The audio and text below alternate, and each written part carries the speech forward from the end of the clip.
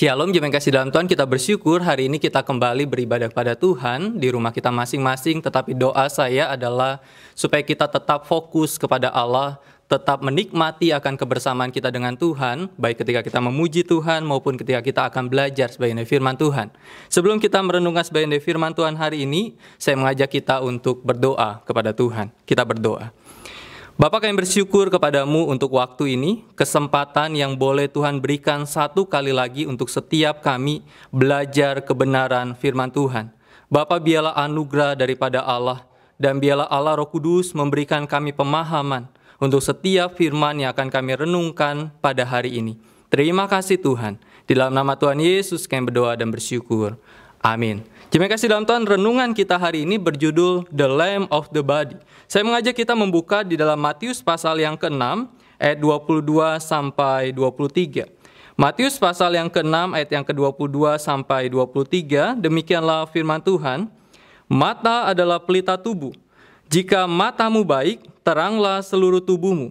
Jika matamu jahat, gelaplah seluruh tubuhmu. Jadi, jika terang yang ada padamu gelap, betapa gelapnya kegelapan itu. Jemaat kasih dalam Tuhan, mata adalah pelita tubuh. Apa sebenarnya yang merupakan penyataan yang ingin dikatakan oleh Yesus yang mungkin membuat kita atau membingungkan kita bagi kita yang membaca Alkitab kita? Apa hubungan antara mata dan kemudian pelita? Bagaimana dengan orang-orang yang orang-orang yang tunanetra misalkan, orang-orang yang tidak bisa melihat? Maka apakah mereka tidak ada pelita dalam tubuhnya? Waktu kecil, mama saya sering bilang seperti ini. Matamu itu dijaga. Kalau sudah buta, tidak ada guna. Tetapi ketika saya semakin bertambah besar, semakin bertambah dewasa, dan saya banyak sekali melihat orang-orang yang tidak bisa melihat, tetapi hidup mereka tetap bisa berguna di dalam hidup ini. Lalu pertanyaannya adalah ketika kita membaca bagian ini secara kritis, maka pasti akan membuat kita bingung. Karena dalam pemahaman modern misalkan, maka kita menilai bahwa mata itu sebagai jendela di dalam membiarkan cahaya masuk ke dalam tubuh.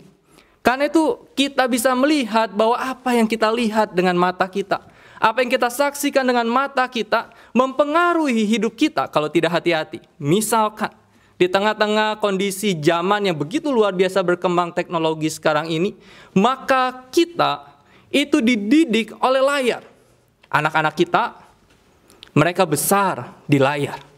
Kita setiap bekerja, kita lakukan di depan layar.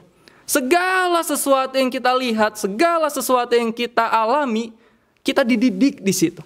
Karena itu pemahaman modern berkata mata itu sebagai jendela yang membiarkan segala sesuatu menerangi hidup kita dan membuat kita dibentuk di situ. Tetapi kalau kita melihat di dalam bagian ini, maka ini menjadi hal yang menarik. Ketika Tuhan Yesus berkata, mata adalah pelita tubuh. Jemaat kasih dalam Tuhan, para sarjana Alkitab menyatakan bahwa saat kita membaca Alkitab, maka kita harus memposisikan diri di dalam posisi pendengar dan pembaca mula-mula waktu itu. Jangan hanya sekedar kondisi kita sekarang memandang Alkitab dan akhirnya kita nggak mengerti akan konsep Alkitab yang sesungguhnya. Karena pemahaman umum di dunia kuno misalkan, menyatakan bahwa mata itu seperti lampu. Sebuah instrumen yang memproyeksikan cahaya batin ke benda-benda sehingga mereka bisa terlihat. Pemahaman di dunia kuno ini misalkan pernah dikatakan oleh Plato. Plato berkata seperti ini. Mata manusia sebagai tersalurnya api. Ketika mata berfungsi dengan baik, api di dalam diri kita yang adalah murni itu dapat mengalir melalui mata ke dunia. Karena itu Plato berkata bahwa mata sebagai saluran untuk api itu mengalir keluar. Di dalam pemahaman Mesir dikatakan bahwa Horus, bahwa sebelah matanya dibuang oleh Set. Dan sebelah mata yang dibuang ini akhirnya dikumpulkan menjadi bulan. Bulan dan matahari itu menjadi bayangan mata dari langit. Dengan demikian, orang Mesir menganggap bahwa mata manusia itu bercahaya dari dirinya sendiri. Di dalam Perjanjian Lama misalkan, kita bisa melihat beberapa ayat yang menuliskan tentang mata. Dan bagi orang-orang Yahudi, pada waktu itu, menganggap bahwa mata itu memiliki cahaya sendiri. Contoh, Di dalam Mazmur 38 ayat yang ke-10, dikatakan terang mataku, ia telah pergi daripadaku. Di dalam Amsal 15 ayat yang ke-30 dikatakan terang mata menyukakan hati. Di dalam Amsal 29 ayat yang ke-13, Tuhan memberi terang kepada mata. Jadi ketika kita melihat perjanjian lama, ketika kita melihat konsep orang-orang pada masa kuno itu, mereka menganggap bahwa mata ini, melalui mata di dalam diri seseorang, maka muncul akan sinar itu, akan muncul pelita itu. Lalu pertanyaan sekarang adalah, apa yang dimaksud oleh Tuhan Yesus? Ketika Tuhan Yesus berkata mata adalah pelita tubuh. Tuhan Yesus bicara tentang hubungan antara mata dan tubuh. Di dalam ayat yang ke-22a, di sana definisi mata manusia dan deskripsi fungsinya.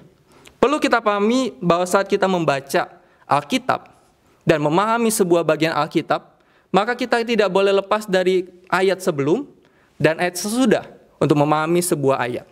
Termasuk bagian ini.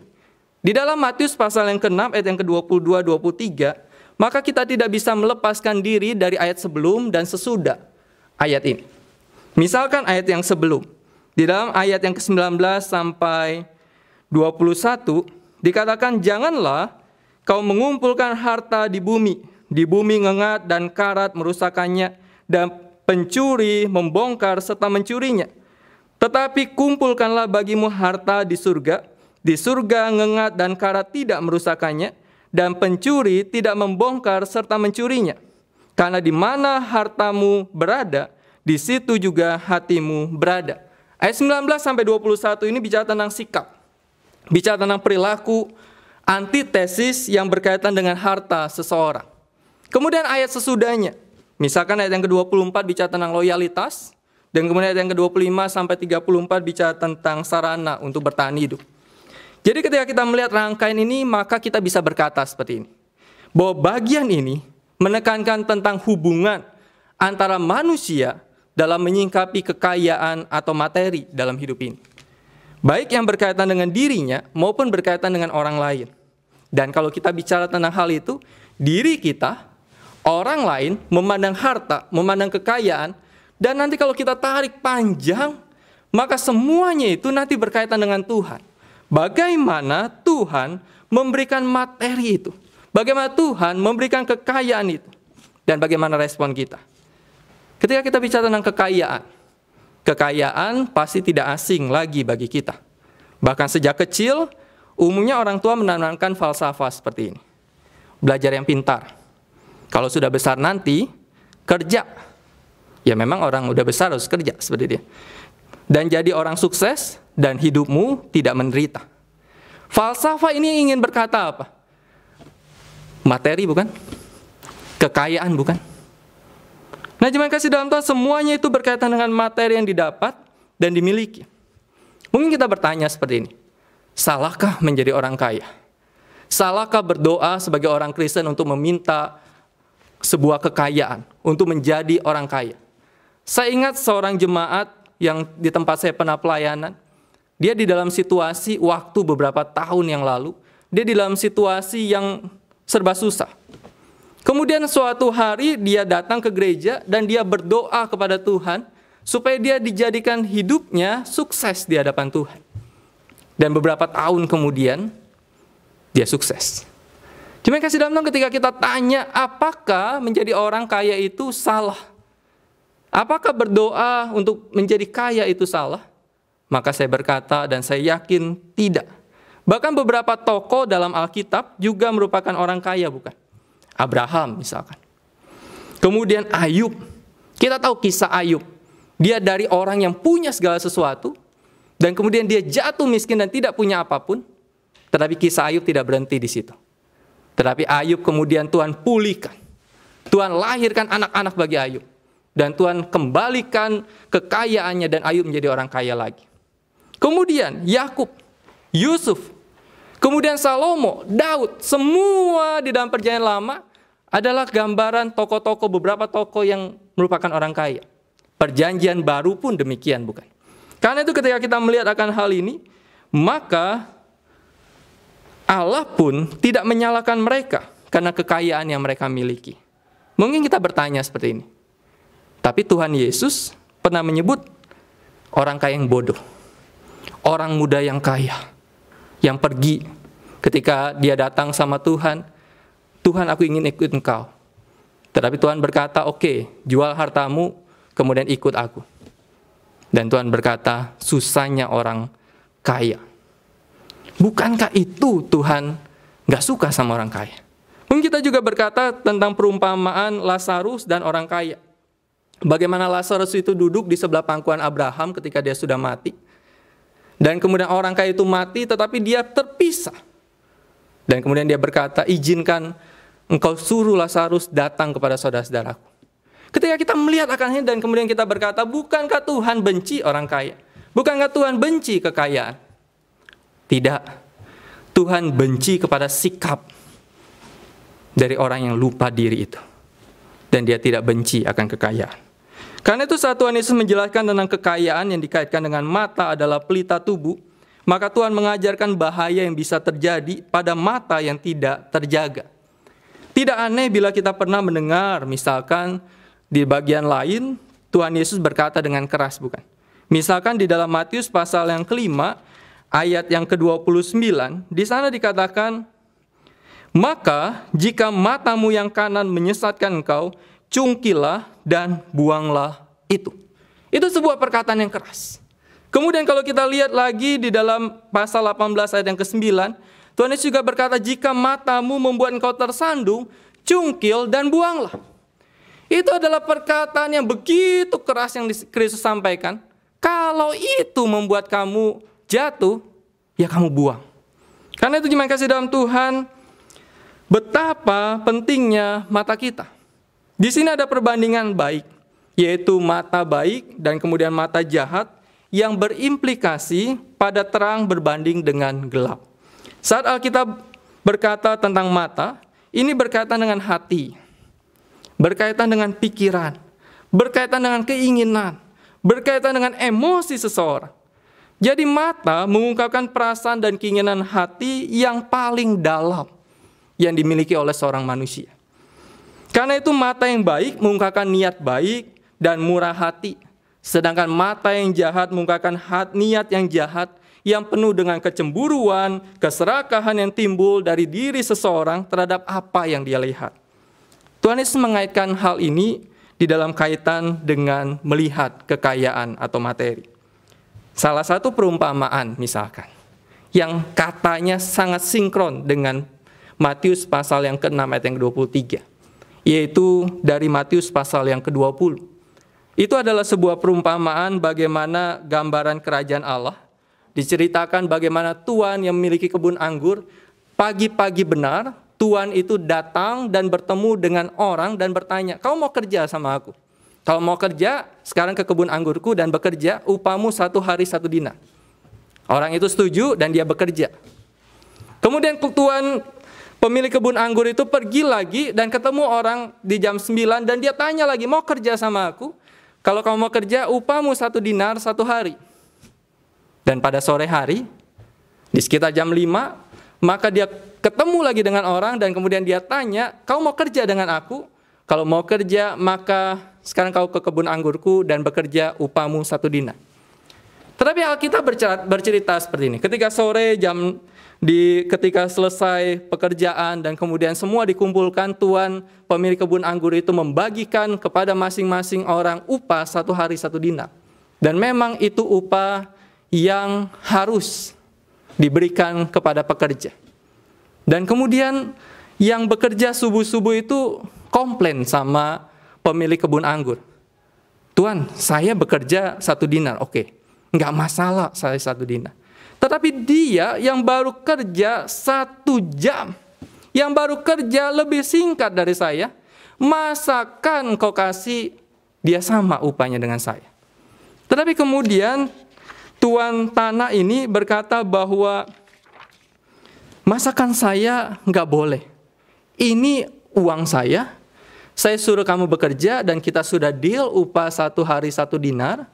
Dan kemudian kamu protes sekarang. Masalahnya sesungguhnya bukan kepada upah 1 dinar yang didapatkan oleh orang yang bekerja dari pagi.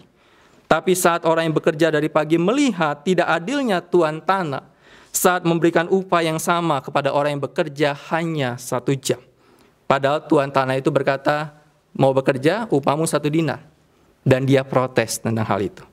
Karena itu sangat penting ketika kita melihat akan hal ini, mata yang memandang secara salah menimbulkan sikap yang salah. Mata yang telah dibelokkan oleh keberdosaan menyebabkan cahaya padam. Karena itu kalau kita lihat di dalam bagian ini dikatakan, betapa gelapnya kegelapan itu. Betapa mata yang tidak diterangi oleh Kristus, dia bukan hanya gelap, tetapi betapa gelap itu merupakan sebuah kegelapan yang paling kelam.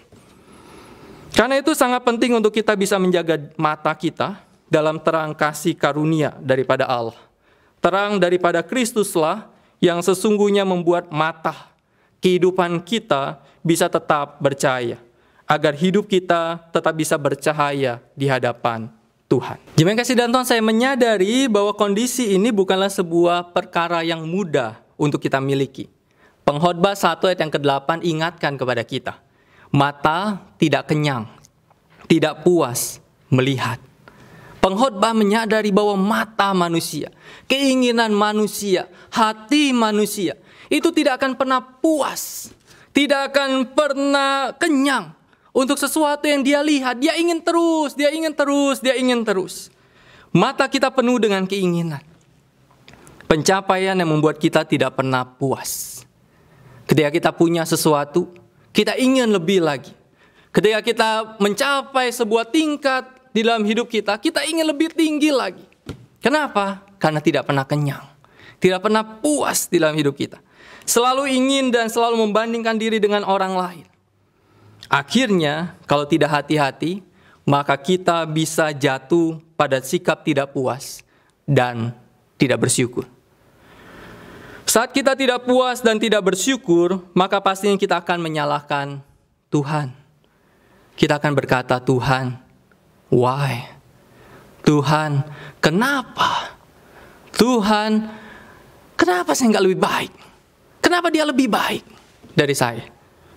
Bahkan ketika kita sudah menyalahkan Tuhan, kalau tidak hati-hati, kita meninggalkan Tuhan.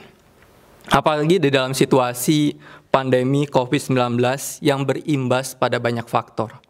Kehidupan termasuk ekonomi, bukan? Beberapa hari ini saya coba membaca berita yang cukup tidak mengenakan tentang kondisi ekonomi di Indonesia. Yang pertama, ancaman Indonesia mengalami resesi ekonomi. Beberapa hari yang lalu kita membaca bahwa Singapura mengalami resesi. Dan hari ini Korea Selatan mengalami resesi. Dan Indonesia disampaikan di dalam bayang-bayang resesi. Sebuah situasi yang tidak mudah. Kemudian PHK besar-besaran yang marak terjadi. Tidak ada COVID saja, PHK terjadi. Mulai terjadi COVID di Indonesia, pem-PHK-an terjadi. Dan ini situasi ketika roda perusahaan tidak berputar, membuat perusahaan akhirnya tidak dapat income. Dan akhirnya mereka memutuskan untuk merumahkan atau mem-PHK-kan karyawan. Kemungkinan, di dalam berita dikatakan kemungkinan 6 juta orang itu akan menjadi miskin. Sebelum pandemi, ada nominal orang yang miskin. Tetapi dikatakan perkiraan 6 juta orang akan kembali menjadi miskin. Terima kasih dalam Tuhan, ini situasi yang tidak mudah kita dengar dan hadapi. Tapi di sisi lain, misalkan kita suka lihat channel YouTube misalnya. Saya beberapa tahun ini sangat jarang nonton TV.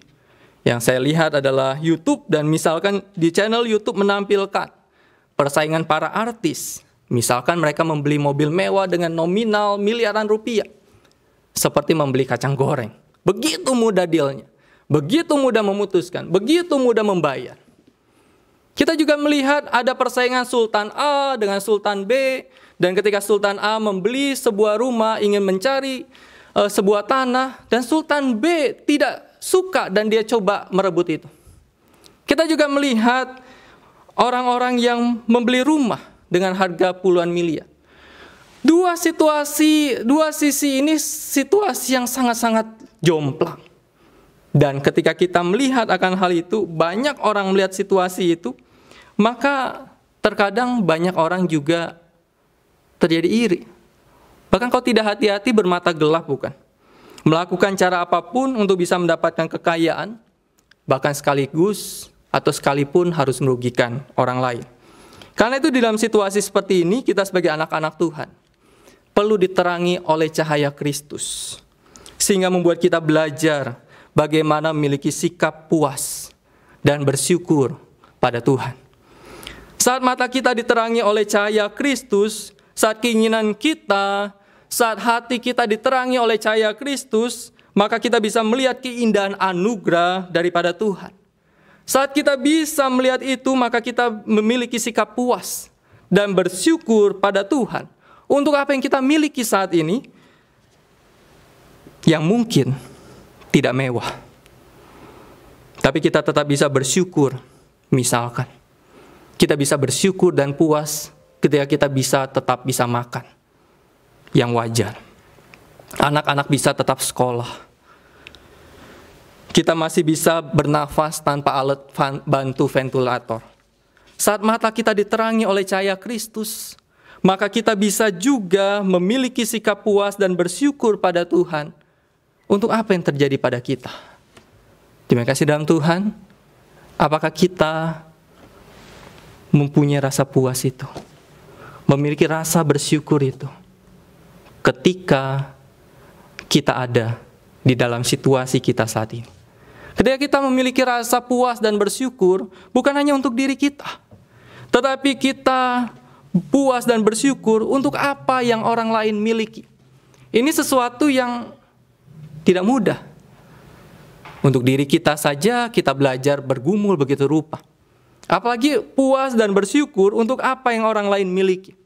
Saya mau tanya kepada kita di rumah kita masing-masing saat ini, pernahkah kita puas dan bersyukur untuk kekayaan yang orang lain miliki yang Anda lihat dan ketahui? Orang lain yang baru beli rumah baru misalkan, orang lain yang baru beli mobil baru, pulang jalan-jalan dari luar kota, handphone baru, anaknya sekolah di sekolah yang bagus.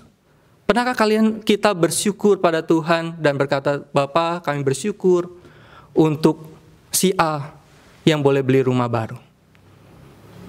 Pernahkah kita puas dan bersyukur untuk kekayaan orang lain dengan kita menaikkan doa syukur bagi mereka pada Tuhan yang telah memberikan kekayaan bagi mereka?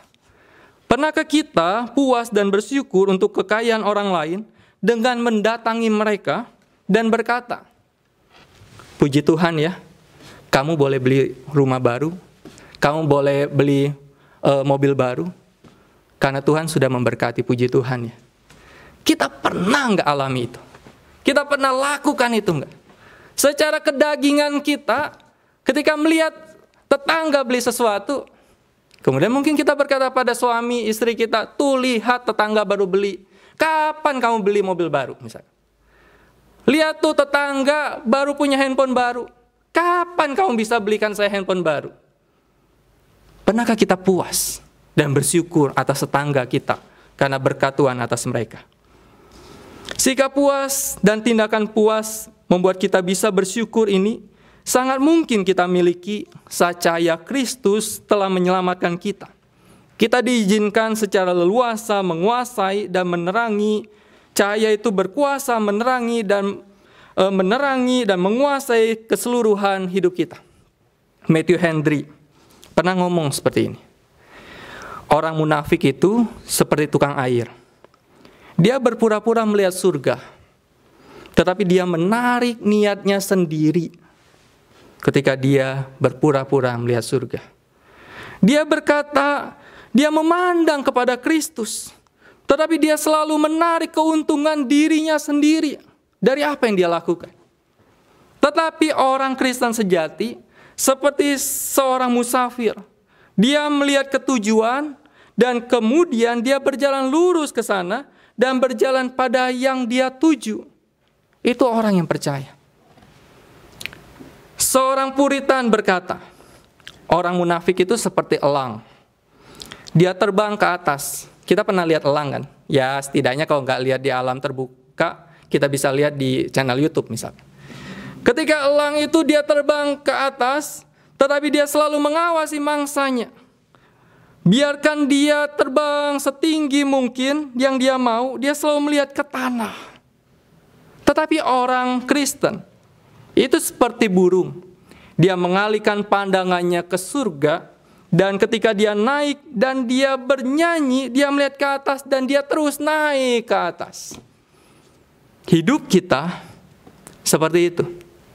Karena itu jemaat yang kasih dalam Tuhan, jika kita adalah orang yang sudah diselamatkan oleh Kristus, maka cahaya terang Kristus menerangi kedalaman diri kita, dan kita akan hidup untuk Kristus.